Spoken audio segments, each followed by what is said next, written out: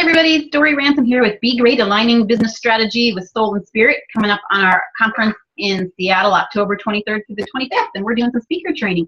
I'm here today with Annie Anderson, and there might be a couple other people popping in and out, but we're going to get started, and we're going to talk a little bit about some tips and pointers, and where I want to start you with is this book, Talk Like TED.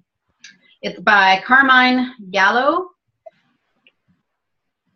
And I just want to read a little excerpt from the very beginning that references Steve Jobs' commencement speech. I believe it was from Stanford. I've seen it a few times. It's very powerful. So your homework for this week is to go check out that TED Talk, that particular TED Talk, and see what he's doing, see how he presents. And let's talk about this. I'm going to read this little bit here. Your time is limited, so don't waste it living someone else's life. Don't be trapped by dogma, which is living with the results of other people's thinking. Don't let the noise of others' opinions drown out your own inner voice. And most important, have the courage to follow your heart and intuition. They somehow already know what you truly want to become. I love that piece. I love that piece. Another little excerpt I want to share with you is from Dale Carnegie for the 21st century. So this was the first speaking book, first public speaking and self-help book. It came out in 1915, The Art of Public Speaking, and it's still relevant today. Some really great points he has here, some really great takeaways. Keep talks short. He said that the stories were powerful ways of connecting emotionally with your audience, and that's what we want here. We want to emotionally connect with our audience. He suggested using rhetorical devices such as metaphors and analogies. He also said visual aids are very, very powerful. And he understood the importance of enthusiasm, practice, and strong delivery to move people. Everything that he recommended in 1915 remains the foundation of effective communication to this day. So really powerful things to take away. And my favorite is that, just that one sentence from Steve Jobs, have the courage to follow your heart and intuition. Well, two sentences. They somehow already know what you truly want to become. And then I was talking last week about punch, power, and pizzazz as tools for your presentation, that you want them to be powerful, that you want that punch, you want that power. And he said it here just in a different way. Enthusiasm, practice, and strong delivery. I talked a lot about practice last week as well. So as you're moving forward with working on your presentation, think about keeping it short. Think about sharing a powerful story. Your stories are what is unique. It's what is unique about you. One of the other things that I read was Tony Robbins talks about this. Emotional, novel, and memorable. All about TED Talks. If you want to do a TED Talk, it has to be emotional, novel, and memorable. And how are you going to do that? You are going to do that by A, sharing your story. What is powerful from your life? So share your story. Make it relevant. And the way you're going to make it relevant is by inviting other people in, like Molly. So there's Molly. She's getting on board here. The way you're going to make it relevant is simply by getting in touch and getting in alignment with who you are, and then sharing it with your audience. But authentic, heart-centered presentations is going to be what's going to connect you to your audience. So keep that in mind as you move forward in your training. And we're going to go ahead and jump in. And I'd ask everybody to come today. Well, I always ask you to come today, but to also bring whatever it is that you want to talk about, what you're going to present on. So first of all, hi, Molly. How are you? Hi, I'm good. I just realized you're having the meeting, so I just came in late. Well, welcome. Thanks for being here. All right, Annie, do you want to, I would love for you to give a talk, a 5-minute talk, and let's see what you got today. 5-minute talk. Okay, let me find. Let me find something here. I had something kind of like we talked about last week. And I don't like how this is sharing my screen here. Hold on one second. Really annoying. Okay. Because I want to see you at the same time. Yeah. All right. There we go. Woo! Okay, I can see everybody. So one of the things we talked about last week was just kind of like sharing a story, right? So, all right. And I have no idea where this is going to go. But I spent many years hiding from truth, hiding from intuition, even though from a very young... I'm going to start jumping in on you and talk. So I want to slow you down. So I'm starting to slow down. Hold on.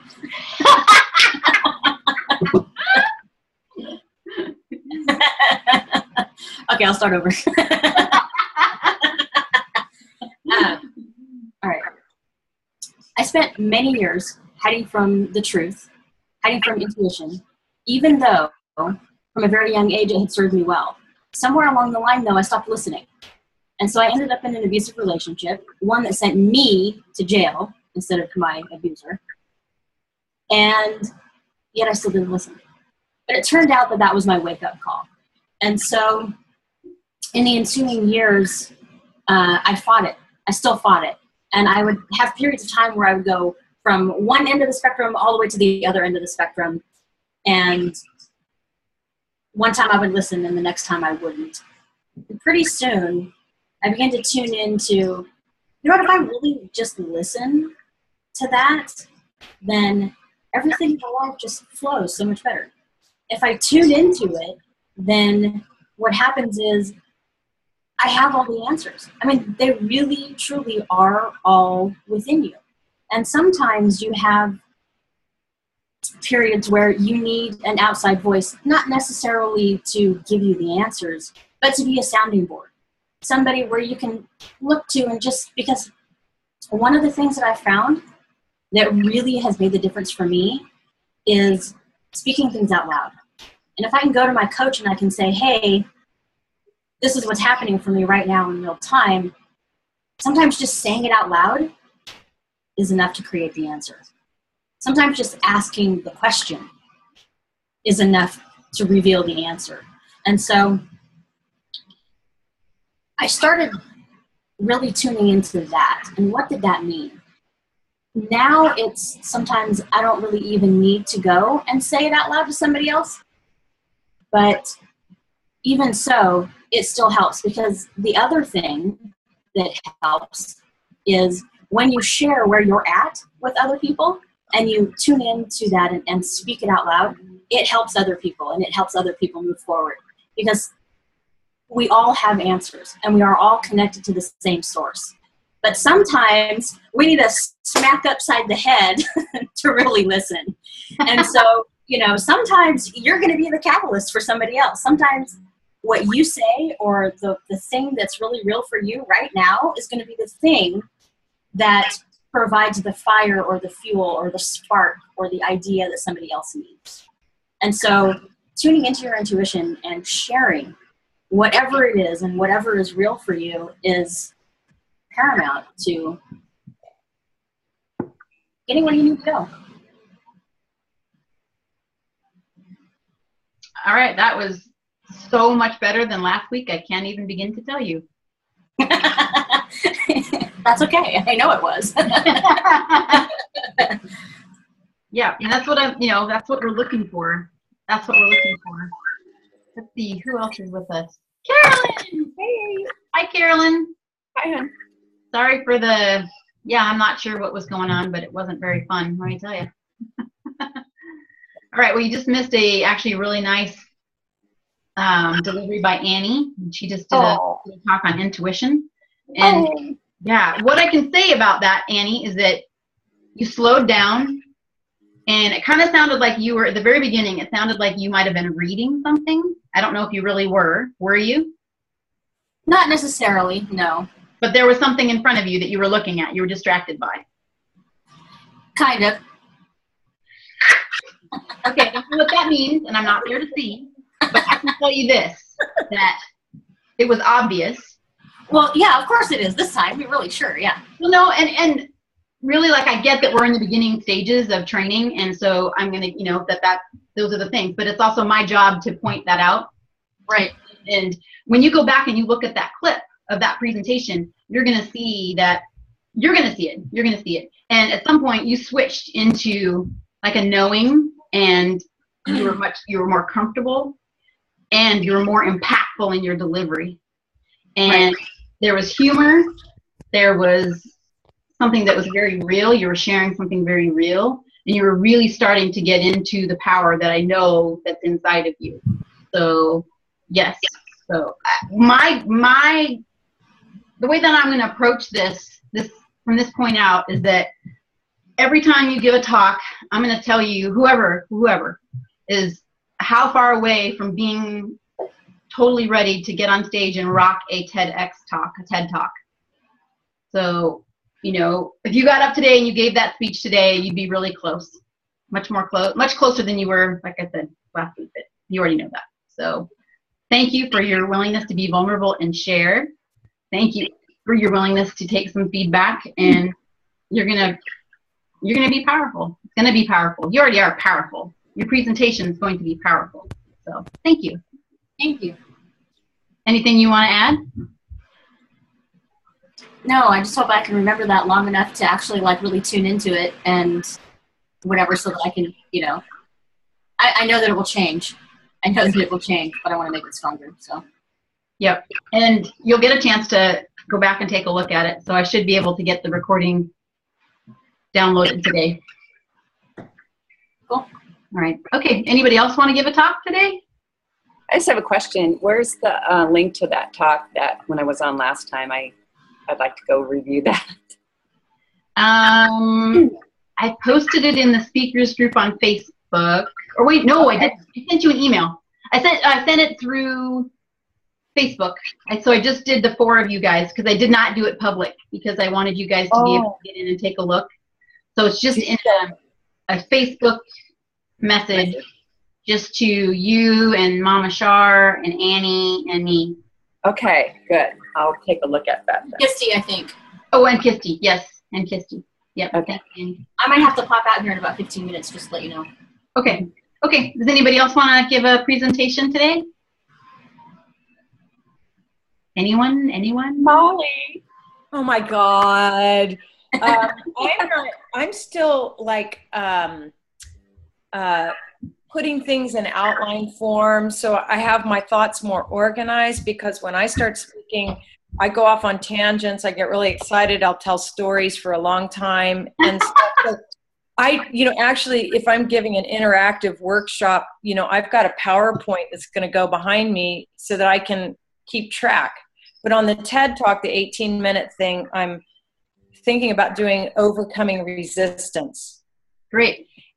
And so, I don't have my thoughts organized enough to give a 5-minute talk. I mean, I could probably talk for 30 minutes, with it being all scrambled. So I probably should do it the next time and be more organized about it, because I didn't know that's what, this is what we're doing. We're giving our little talks and then analyzing it. But yep. Yeah, that's fine. Just next time be prepared to give a 5-minute okay. And really just want you ladies focusing on how to bring out the emotion, and that's going to be how you're going to connect to your audience. The ways to connect to your audience: being vulnerable, being authentic, but also pay attention to your delivery. So punch, power, pizzazz that's the 3 P's that I like to stick to. There's all sorts of other advice out there, but don't be monotone. Okay, well, wait. Punch, power, and pizzazz. So yes.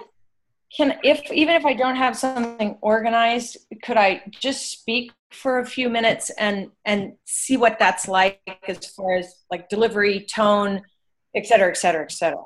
Yeah. Even if I'm just making it up on the spot and I have no makeup on either. I'm just up, Yeah, that's why I did and all that stuff.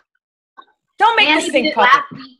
Annie did it last week for 5 minutes, and it was just off the cuff, but there's always powerful opportunities to learn no matter what the circumstance. So if you want to talk for 5 minutes, and talk for 5 minutes. Okay. So I'll just get started by introducing myself and why I'm talking about overcoming resistance, because probably my life has been one big ball of overcoming resistance. And the funny thing about it was that I had so many mishaps as a kid and influences that made me question my own power. And so as I started to have dreams and things like becoming a classical pianist, which I did become, and I'm a professional classical pianist, that goes along with a lot of self-doubt and resistance, right? So I would have to fight the demons within my head. Am I good enough? Can I do this? And it's like an old friend to me, resistance, and what it means to overcome it, because I don't really know that I can overcome it until I push through and do it, right? So I'll give you an example. When I was in college, for example, we had to agree to do a certain piece of music. And I picked this monumental, difficult monster of a piece that I didn't even know if I could really play it. My hands are small. I just said, yeah, I'm going to play the Mephisto Waltz of Liszt. And people were looking at me like, are you out of your mind? And, so in a way, I just said, I'm going to do this. Well, of course, I run into not being able to play it well. My hands are very small. I run out of time. I'm starting to feel all these points of resistance where, at each point, if I didn't recognize, here it is. This is something pushing against me to get me to not do it, to say, I've got to cancel it. I've got to not do it. But what I found was that if I pushed against it, if I created my own resistance against the force that was naturally coming in, there would always be, in a situation that I would decide to do something, there's always an opposing force that comes in. So I kind of recognize that as the second force, right? The resistance is equal to the second force. And if I don't push against it so that I become a second force to the second force, it's kind of a weird way of saying it, but then something else doesn't happen. There's not like a friction that becomes combustion. Like if you take a stick and you create friction long enough, it starts smoking and it'll create a fire. Okay, so I have to create a push against this. Either it's a thing within me or like I can't play this certain passage. And I go, oh my God, am I not going to be able to do this? But if I logically take steps and say, here, let me practice this little bit instead of being overwhelmed, then I see, I've overcome a tiny bit of resistance in that one day. And the next day I say, oh, wow, it's a little bit better. And that kind of feeds the energy of, yes, I can. And then as more starts to happen and I have more pages of the music and I start to see, okay, I still feel this resistance, but I see results happening. Then that feeds the combustion. And now the fire is starting to go. And then I realize, towards the end, when it's time to come do the concert, and I've got to perform the Mephisto Waltz like a crazy person, nervous as can be, going out on the stage, whether I fail or not at the performance, what I know I have done is added to my bucket of strength against the resistance. So the next time I know, okay, I've done this before. It always comes up. It's always there, but I don't have to sink into it and believe it and let it grab me and stall me from doing something. It's like, okay, here you are. Welcome to the table, fear and resistance. You're going to come right along with me, but I'm going to you know, eat with you, be with you at the table, and know that you're part of the deal of getting something done. Yeah. All right. Okay. Well, Molly, I can tell you this. You've obviously been on stage before. Lots and lots. Yes. Yeah. The beginning was a little challenging, but still okay. But, you know, to be expected, right? There was a lot of, as you moved along and got more comfortable with what you were doing, your power was really starting to come through. And I bet the more that we do this and the more that you are practicing this talk, we're going to see that more and more. I liked how you you were in and out in a way that you were not monotone. You were keeping people's attention, and at times you were grabbing it. And that story is great because people want to know, did you perform that and how did it go? Yeah, well, that would be the next part. Well, it wasn't the greatest performance, but I did it. You know, I had to deal with. That's a great thing to bring up as well, is that don't leave your audience hanging. If you promise them, and I know this is a 5-minute, but this is a great for everybody to be thinking about this. Don't leave your audience hanging. Do not promise them something that you're not going to deliver. So if you start to tell a story like that, you can count on the fact that people want to know what happened to Molly. Right, okay, so should I have said it, you know, within that 5 minutes? Because I was going to drag that out a little bit and then say, yes, I did walk out on stage. Well, I think I thought I was kind of saying it at the end, but I'm not sure. Well, that's the thing. In 5 minutes, we're just kind of getting a chance to practice in front of each other and to kind of see what's working and what's not. So, but it's, like I said, this just brings up a great point to remember for everybody is don't promise the audience something that you're not going to deliver. So make sure that at the end of your talk, so that if it is 5 minutes, if it is an hour-long talk, that it's all right to keep them hanging until the very end. Okay. Make sure that you give them something so that they walk away, you know, feeling that connection with you, that they were there with you in that story, and that their participation somehow, you know, mattered. So for everybody, just a reminder. Oops, go ahead. Is it kind of like the punchline? Yeah. But can you have like multiple? I usually talk with stories, and so can I give multiple punchlines? Like give a story about this aspect of like pushing against resistance, which creates another force. Okay, there's that little story. Yep. Then the next 5 minutes is, okay, here's another aspect of what I'm talking about. Here's the story that goes with that. Punchline of that story. Yep. Kind of like that. Okay. For me, in that talk, the overarching story is about resistance. But the way that I don't care so much about resistance. What I care about is the human aspect of Molly, and that she put herself in this predicament, and it was a big one. Yeah. It was a really big one. And oh my God. Kind of stupid. Yeah. Okay. Like, oh my God. Is she going to do it? What the fuck happens? Do her fingers like tremble? Yeah. Do they fall all over herself? I mean, does she like fall off the stool? Yeah. So all these things are running through my mind. Like, how did that end for her? And the idea behind powerful storytelling is that you are telling such a powerful story that people don't even realize what they're learning. Like, they don't even realize that this is an educational talk. Right. Okay. That you are sharing this, and we are excited, and we are afraid for you, and we are so connected to you. This is all about Molly. And then at the end, it's like we walk away going, oh man, that resistance, I get it. I've had that experience. I understand.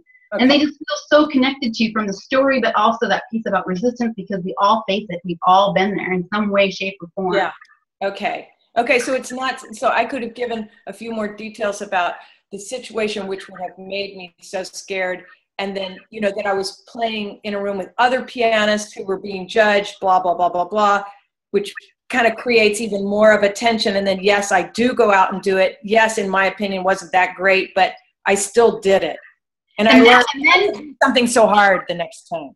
And then that ties right back into your challenge with resistance. Yeah. Because it shows again that you went out there and you did it, but you're not happy with that, with the outcome.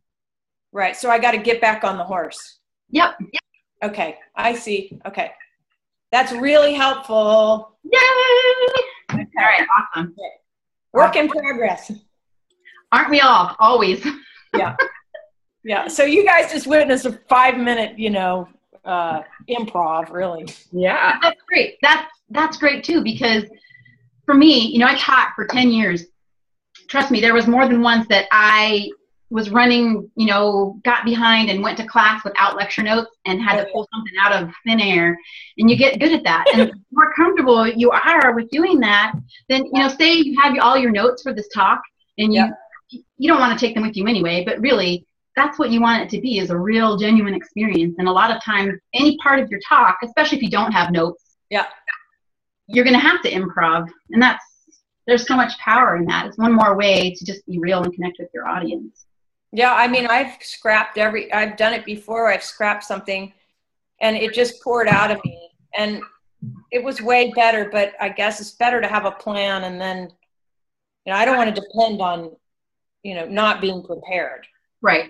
And the more prepared people are, the less ahs, okays, so's that you're going to deliver on stage. Okay. One last reminder, just for everybody, is again that piece about getting comfortable with silence.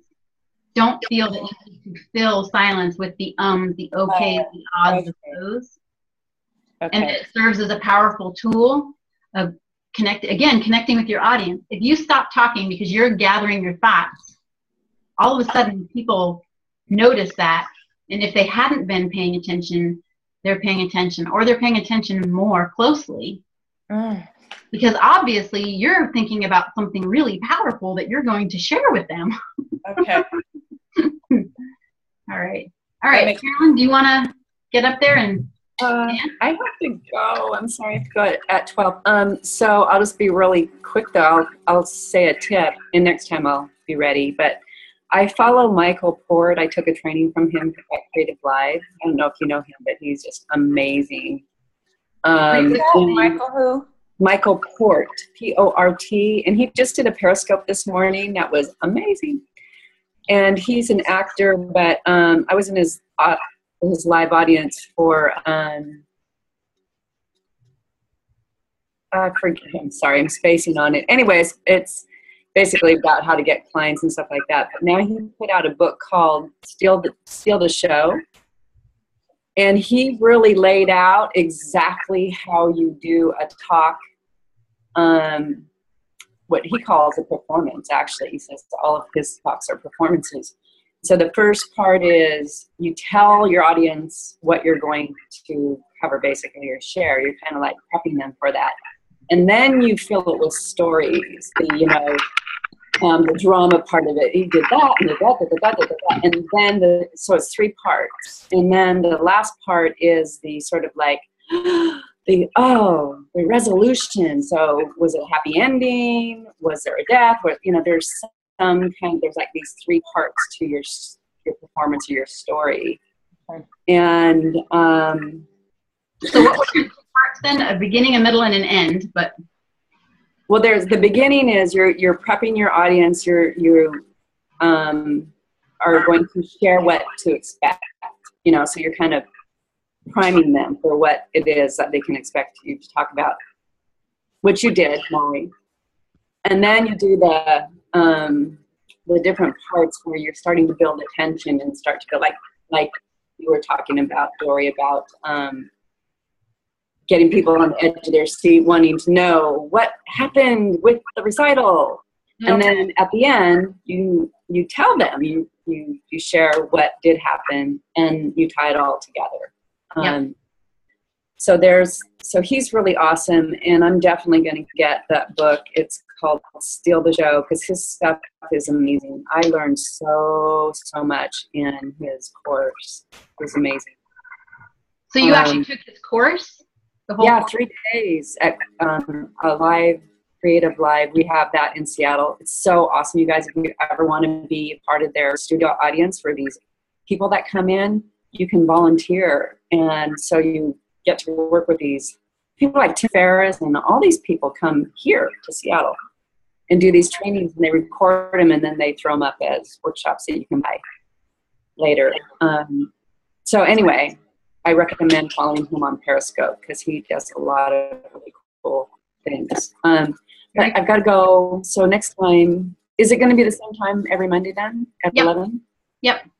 Okay. So, okay. So I will see you guys next week and have something to share.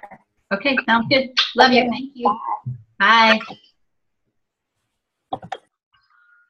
All right, we might as well go ahead and wrap it up. So once again, this is Dory Ransom with Be Great, Aligning Business Strategy with Soul and Spirit. We've got our conference coming up October 23rd through the 25th, and we've got some powerful speakers. And I probably don't even need to do that closing because I think I'm just going to share it with you guys, but it was still good practice. Great. All right. Molly, do you have any questions, thoughts, anything else you want to throw out there, or Annie? Oh, I have lots, but you know, I'm just getting started with this particular talk. So I look forward to getting to practice. I appreciate you holding this forum. It's very helpful for practicing. That's very thoughtful of you. It is. It's really good. It's good for me. It's helping me pull some ideas together for what I want to do with my business. So it makes me really happy to be able to help you guys and get you prepared. And it's also helping get me prepared. So we're all giving each other a hand up. So yeah. Thank you. Thanks, Molly. We'll see you hopefully next week or sometime in the near future. Okay. Bye. Annie, you got anything? Annie Anderson? Calling Annie Anderson.